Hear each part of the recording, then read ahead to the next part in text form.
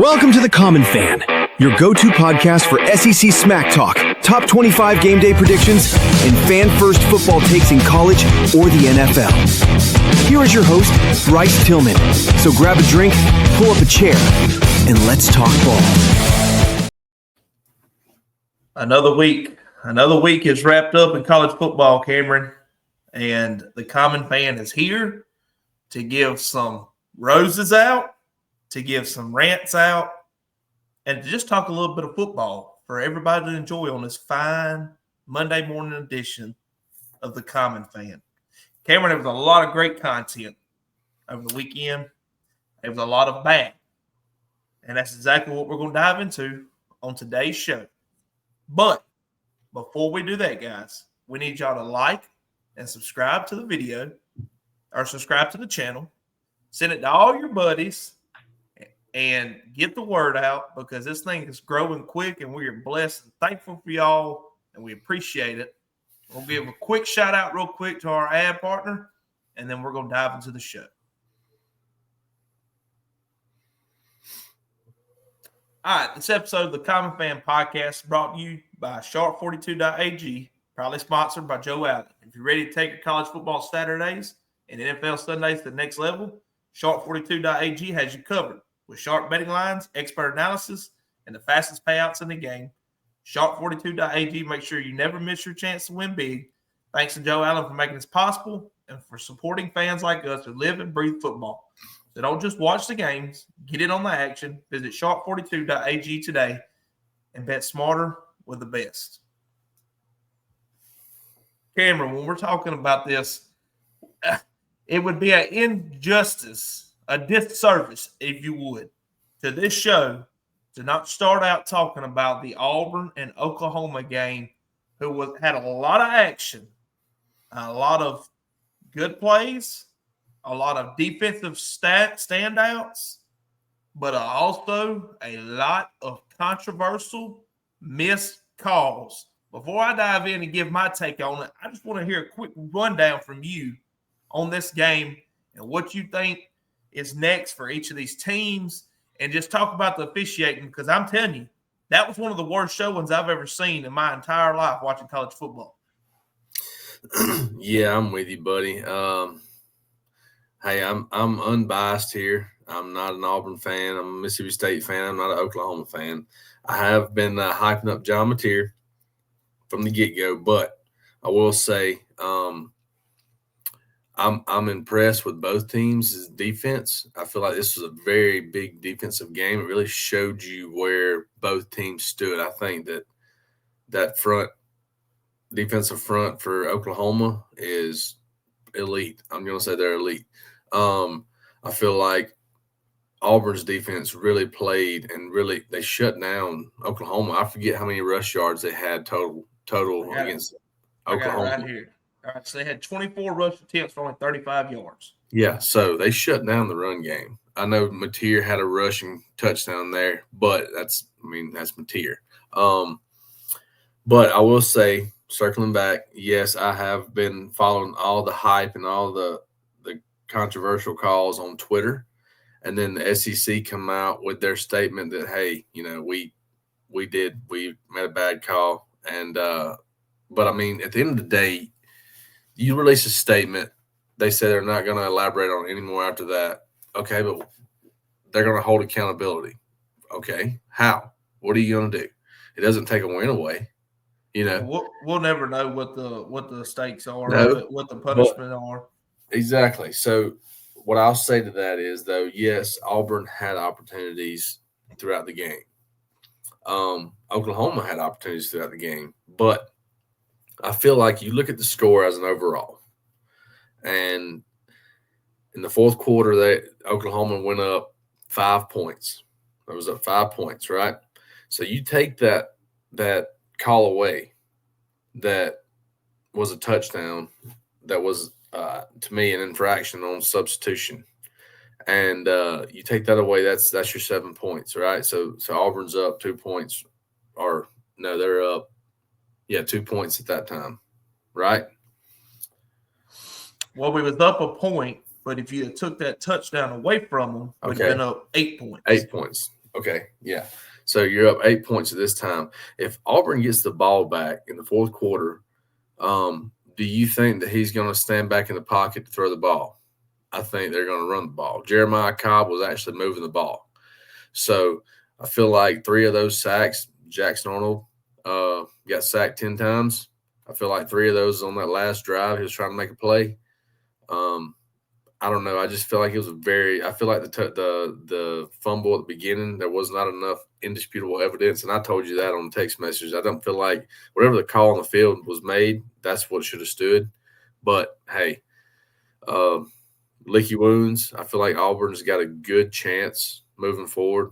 I feel like they got a good ball team. And I'll tell you straight up, they've impressed me. And I look at them a lot higher than what I did at the beginning of the season. So I don't like pinning ball games on refs, right? We don't, I don't like to cry wolf about the refs and whatnot. And I'm fixing to dive into why I'm not technically pinning it all on the refs this game. There was 5 controversial, crucial calls in this game, right? We just mentioned it.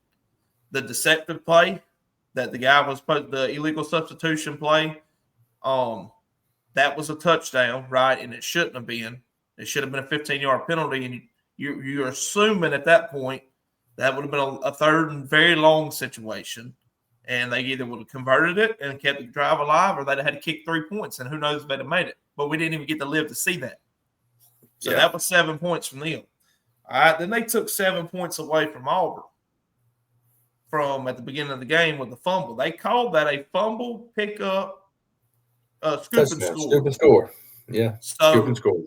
They took 7 points away from Auburn on that one. So if you break it down, at this point now in the ball game, just in the second quarter, it's a 14-point swing, not favored Auburn.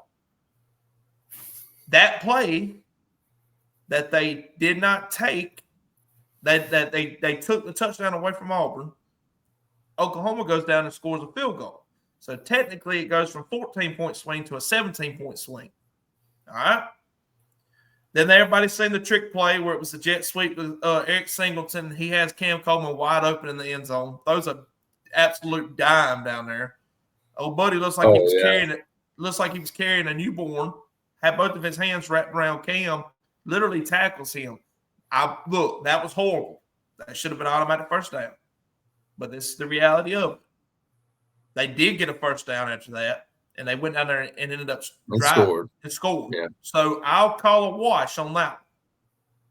What set the game away was the fourth quarter catch that they said, oh boy, from Oklahoma. Yeah, fumble. And he come out of bounds, and when he come out of bounds, he dropped the ball. The ball was knocked out. Was that a catch? Sure, probably. You break it down and watch it long enough, you can say that was a catch. Here's the issue. Hold on. Problem I have with that. There wasn't enough. Yeah. How do you say that's not a catch? But at the beginning of the game, the fumble, that's the what guy I'm getting took at. 2 or 3 that's steps. What I was supposed to get at. Yeah. So they reviewed that play. It was called an incomplete pass on the field. They reviewed that play, and then they said, oh, no, he called it. Like you just said, if you're going to call that a catch, why didn't you call that at the beginning of the game that gave Auburn 7 points? And then last drive, another blankly missed pass interference call on Cam Coleman. But look, I'm not supposed to sugarcoat anything for Auburn. The reality of it is you had all them calls go against you. You got sacked 10 times in a football game, and you still was neck and neck one of the best teams in the country. Here's your problem. Jackson Arnold's holding on to the football too long. All them sacked. Look, the average time that an NFL quarterback has is 2.5 seconds. Yep. If you go back and you break down every attempt that Arnold made, 4 seconds. He was the line before pressure was there. The line was holding defenders out of the pocket for 3.1 seconds. Auburn's offensive line is not the issue. The issue is Jackson Arnold holding on to the football too daggum long. The issue is also Jackson Arnold not having good ball placement. Some of them balls that he threw to Cam should have been touchdowns, but they were either underthrown overthrown. We had Cam Coleman on a stutter route right down the sideline. Jackson Arnold overthrew him by 5 feet. Cam dives out, misses it. He's wide open. Yeah. So, and then this right here is what aggravates me the most out of all of them. The dadgum special team penalties, man, that's insane. The lack of discipline on special teams is absolutely mind-boggling. No point in time ever should Malcolm Simmons be catching a punt over his shoulder, like my buddy Kyle Rush said on his show. I don't care if you're taking it from the 50. If the punt is over your shoulder, you do not need to be leaning over your shoulder trying to catch a punt, especially when it's on the 1 yard line. Mm-hmm. How dumb was that for him to catch that punt on the 1 yard line that was going in the end zone? Yeah. You started Auburn at the 4 yard line at that point, right? Then you got holding calls or blocking the backs on kick returns, and instead of Auburn taking it at the 20, 25 yard line every time they're starting inside their own 10. That happened 4 times. Yeah. I feel like the team was hyped up. I feel like they knew calls was going against them, and they was trying to make a play. They wanted an explosive play to get momentum swinging their way. So I don't know.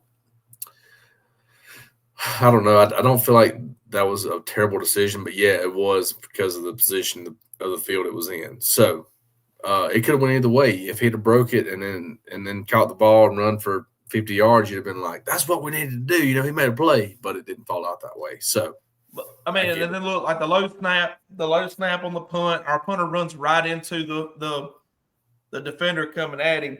And Tate Johnson's back there looking like a statue, doesn't block anybody. And it's just the mental mistakes like that. You cannot do that in the SEC going on the road and playing a team like Oklahoma. But Auburn fans, they listen. Despite all of that, despite all the horrible calls, because it wasn't both sides. I know some people can say some of them offensive pass interference calls were blah, blah, blah. One of them was questionable. The other one was blatantly obvious. There was a holding call or two that I seen. He put his shoulder directly into that cornerback. So it wasn't like the cornerback went and run into him. That was definitely a penalty. It wasn't badly officiated on both sides, though. Like Auburn definitely got shafted with it. But I'm saying this to fans, despite the penalties, despite the 10 sacks, despite all the bad calls, you lost that football game at Norman by 7 points. It should have been 5, and you got a safety at the end. So we don't give out participation trophies or consolidation awards, but this team is good, and they're going to win some football games this year. And they don't need to let this take them in a downhill spiral. Nope. I agree with you. All right. Well, having said that, Oklahoma fans, enjoy your W. I'm sick of listening to y'all, to be honest with you. As far as I'm concerned, until the day I die, this game will have an asterisk beside it. So, whatever.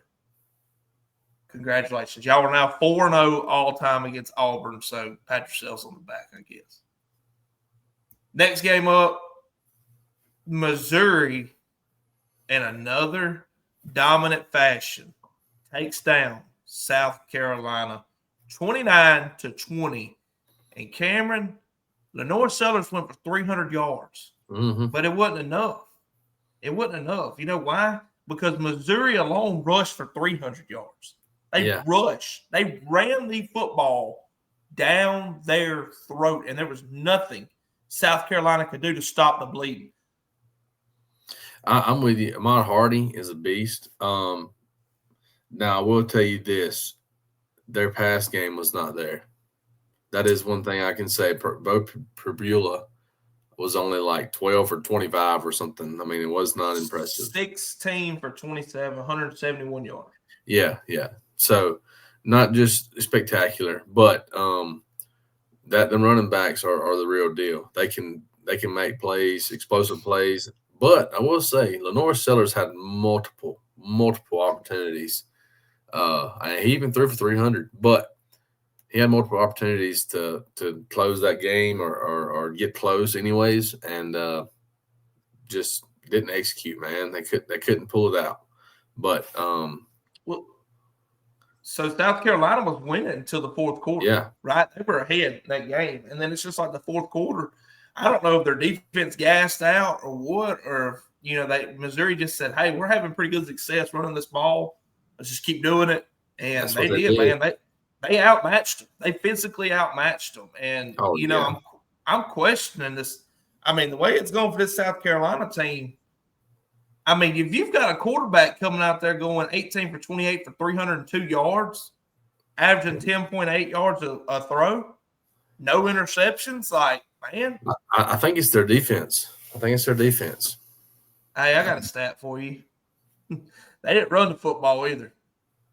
22 carries for -9 yards. Yeah, I thought it was like a -11 yards or something. Yeah, that's crazy. That's unheard of.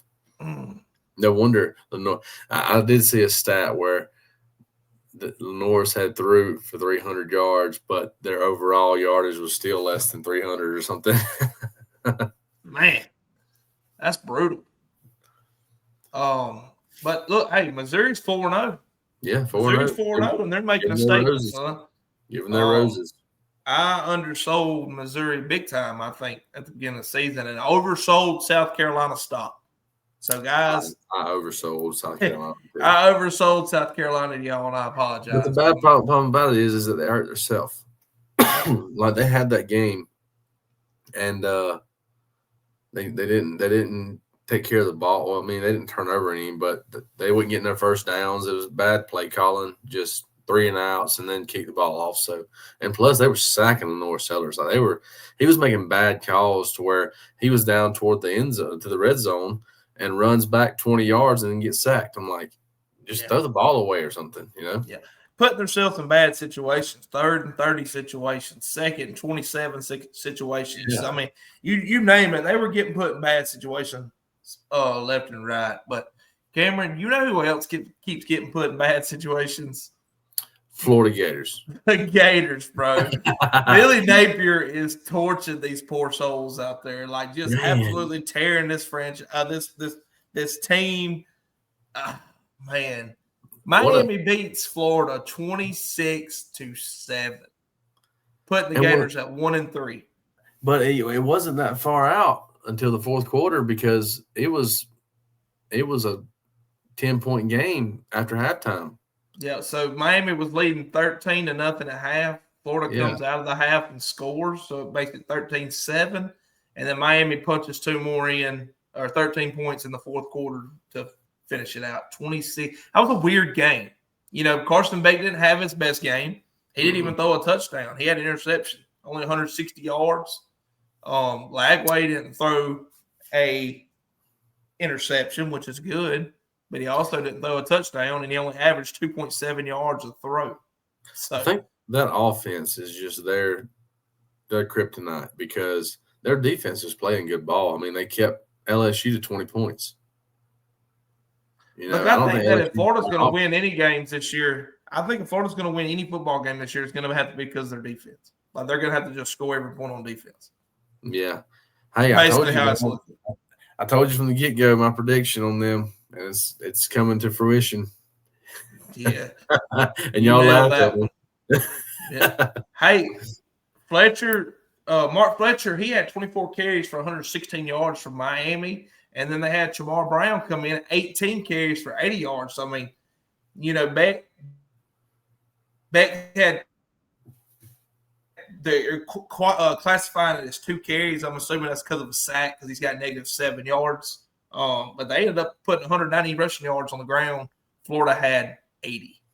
So take that for what it's worth. I'm worried about this Gator team, man. I think that is So here's what do you get? What do you benefit? What do you benefit from firing a coach mid-season, Cameron? I don't think you get anything out of it because you've got an intern coach that's going to get there. You're still trying to figure out a way to keep roster retention. If a player, especially right now, like this is the 4th game. Well, I guess you couldn't do it technically now, but like if a player, if a coach gets fired, that player can hop in the portal. Yeah, he can, but that would be the only new kicker because of the new rules and new NIL deals and stuff, the transfer portal. But right now, Florida is 1-3. So what I'll say to that is we talked about it. Dan Mullen was 28 for 16 or something like that, and he got fired. Yeah. You know, that's not the Florida standard. And right now, I think Billy Napier's 20 wins and 22 losses. So I don't. The only thing about it is that for Florida's sake, they could say, well, we had a terrible coach. We're going to fire him midseason or during the bye week, right? Get a good interim coach in there just to limp us through the rest of the season to say, okay, now we're going to rebuild. That's fine if you've got your guy already. Like if you know for a fact who you're going to hire, then that's fine. But you don't want to bring an interim in there and not know your future route, because if you fire a coach and you don't have the go-to guy lined up, your roster retention's gone. This roster's going to fall apart. You're like Mississippi State the past 3 years. Yeah. Leach died. I mean, terrible situation. They bring up Arnett because our AD is at Auburn. Yeah. And they just bring in a guy, move him up, who was a defensive coordinator, and the whole roster fell apart. It's taken us till now to get some credibility back. I don't know, man. Florida's got to figure it out. They got to step it up. But I think there's not a seat hotter out there than Billy Napier's right now, though. I don't know, buddy. Sam Pittman said, "Hold my beer and watch this." Well, here's the thing, though. Sam Pittman lost to Memphis. Florida lost to South Florida and Miami. 2 rival games in state. Yeah. I mean, that's true. So Arkansas is sitting at 2-2 right now, and Florida is sitting at 1-3. So Arkansas is doing better than Florida. Dude, I watched the Memphis game. I was pumped up. Like I didn't want it to go bad for Arkansas because of the SEC. Bad luck, man. Just that's 2 games back to back, fumbling the daggum football in your red zone, man. They should have won Ole Miss and fumbled, and had Memphis beat. All they had to do is take care of the ball, and they fumbled. But you can't. If you're Arkansas, you can't blow a 18-point lead either, man. They did, yeah. Michigan comes up. They hold out strong to beat Nebraska 30-27. What about Vanderbilt? A little revenge game, a little get back at Georgia State for whooping them last year. Vandy said, "I'm going to throw 70 points on you, and you're going to like it." And that's what they did. 70-21, Vanderbilt wins. I'm behind this Pavia and Vandy hype train right now, dude. They are playing some ball, and I think that they have a chance of going into these teams like Alabama and winning. Tennessee, that's going to be a game. If they're playing like they are right now, that's going to be a game. Crane and Company says that Diego Pavia is a terrorist, that he is the opposite of world peace, that he will just destroy anybody's day on any given Saturday. He does not care. Like he's a terrorist. I like it. Is Diego Pavia the ultimate villain of college football right now? Like, is he just the guy that's back there just like rubbing his hands like, yeah. Is he dreams. Is he the Manziel? Is he the Manziel? I don't know. Probably. He's 4-0 right now. 4-0. Beat the brakes off South Carolina. Texas Tech whooping Utah 34-10. Ole Miss whooping Tulane 45-10. Texas finally getting a little showing from Arch Manning.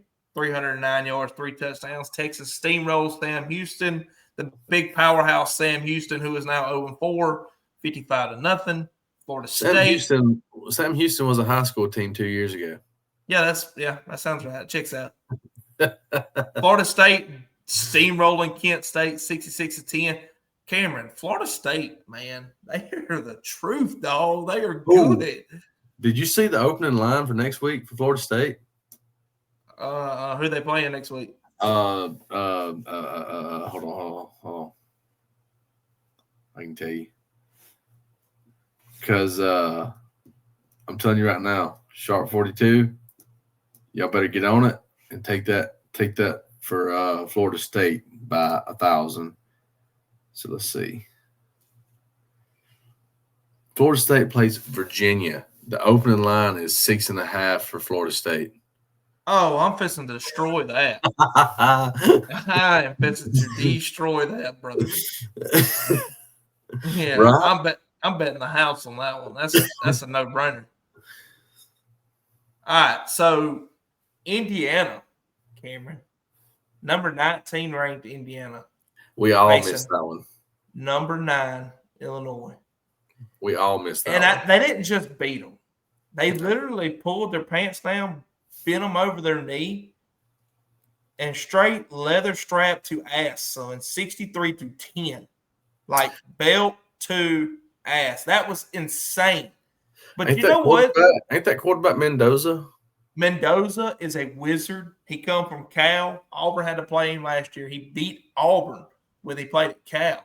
He is an absolute menace to society. 21 for 23, 267 yards, 5 touchdowns. I mean, guy, pop off one time, son. Yeah, I actually saw a stat on X come out today that he was ahead of John Mateer in some people's Heisman polls. Well, a lot of people said they didn't think Mateer played that well Saturday, and he didn't have his best game. But I don't think that he's out of the Heisman race yet by any stretch. I mean, he did have 300 yards total between passing and rushing. So, But when Indiana steamrolling Illinois, right? You would, that bad, beating them by 53 points, you would think, man, there's no way Illinois is ranked, huh? That's what you would think, right? I would think that, buddy. Well, buddy, we were both wrong on that because why did the new freaking poll drop today and Illinois is still ranked 23rd? Riddle me that, Cameron. They're 23rd. Auburn dropped all the way out of top 25 to 26 and 4-0 with State is 4-0 with a top 12 who beat Baylor, win ASU.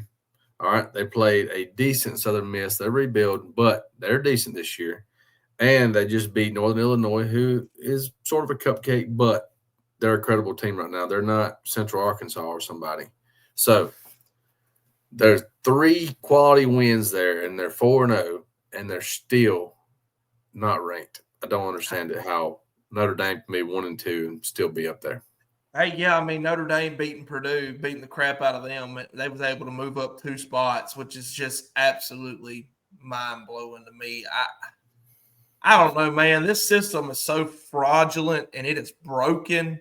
Illinois should not be ranked.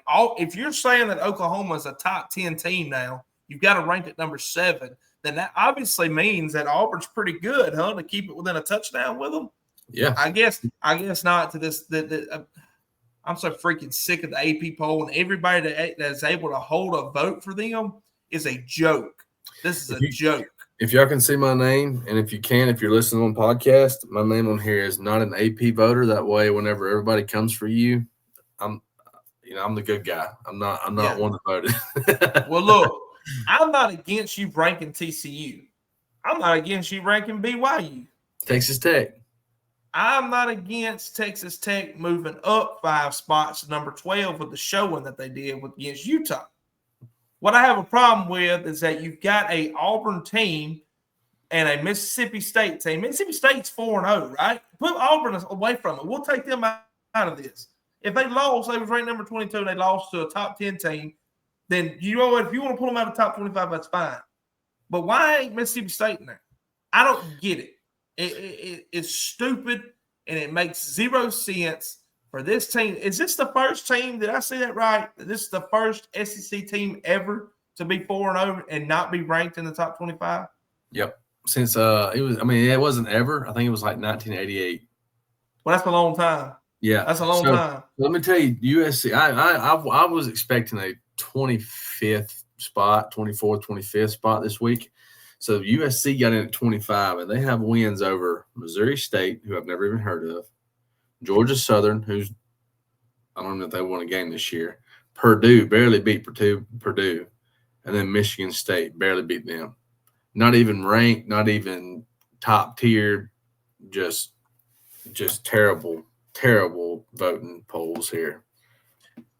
You know, all that is that game coming up between them two, USC and Notre Dame. They want both of them to be ranked so bad to make that freaking game relevant.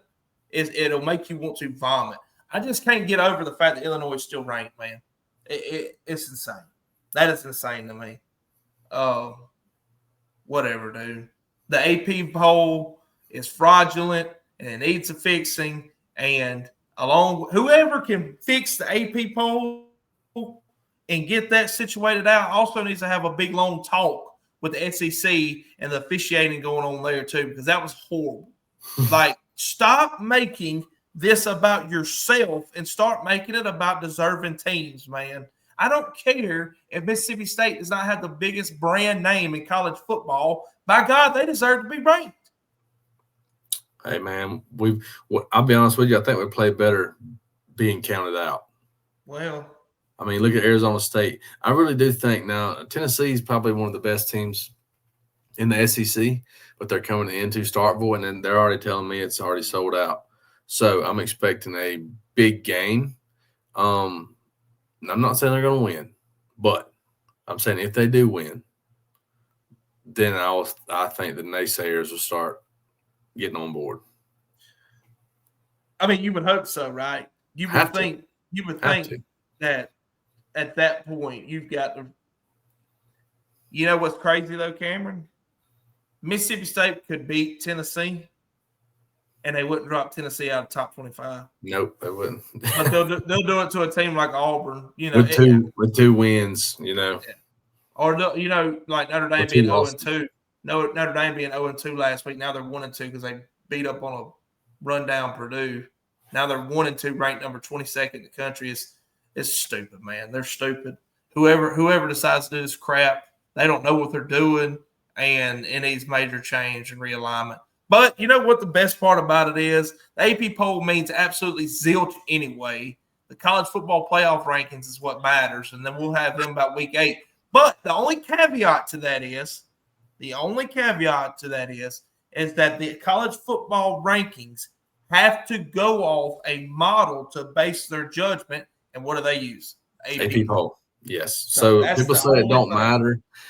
It don't matter technically, but it does because there's influence there. So if you got a team like Texas who, to be honest with you, I don't think they've shown enough to be in the top 10. They're strictly basing theirs off of the quality of the roster they have and what they thought Arch Manning was going to be. So they're ranked 10th because they beat up on a high school team last week. For the first time, they looked like crap the rest of the past 3 weeks. So you can't tell me that they have more credible wins than Auburn. I think that Auburn should be ranked ahead of Texas right now.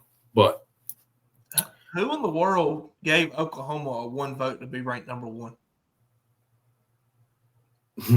Does that tell you that Auburn's that good that you would want to put Oklahoma as the number 1 team in the country, but you don't rank them in top 25? Yeah, whoever done that, see if they got Auburn ranked. I can't see it. I just seen it on the app when they have that 1 beside their name. Yeah, that means that they had a vote to be number 1. Yeah, it's a broken system, but it does influence the college football playoffs because they're going to use the top hype teams, because they want sales. Yeah. They want to fill out stadiums. Well, look, guys. I mean, let us know. Let us know your team. Who was you pulling for this weekend? What was your biggest takeaway from the weekend? Did your team come out on top, or did they fall short? Mine fell short. Cameron's come out on top. So, please like the video. Please subscribe. Comment below. Let's get a little discussion going. On down there. Especially all you Oklahoma fans that look at y'all absolutely jolted back to your phone to come to me and tell me how wrong I was. And you know what I gotta say about that? You had the 12th team, you had the 12th man on the field with you, and no, we're not talking about Texas A&M, buddy. We're talking about them white and black striped players out there. So, Cameron, you got anything else you want to add before we hop off here? I'm good. Hail State. We're gonna take it to Tennessee this week. Like and subscribe, and give us some comments. Give us some questions y'all want us to answer on the next video, next pod. Yeah, Cameron, tell them what they can find you at on X, man. Go give you a follow. Yeah, find me on X at Cameron6698. Hit me up on there, and you can hit the Common Fan page up on Facebook and get in touch with any of us. Yep. All right, guys. We'll see y'all on Wednesday's show. This has been the Common Fan. You've been listening to The Common Fan. See y'all next time. Same tailgate.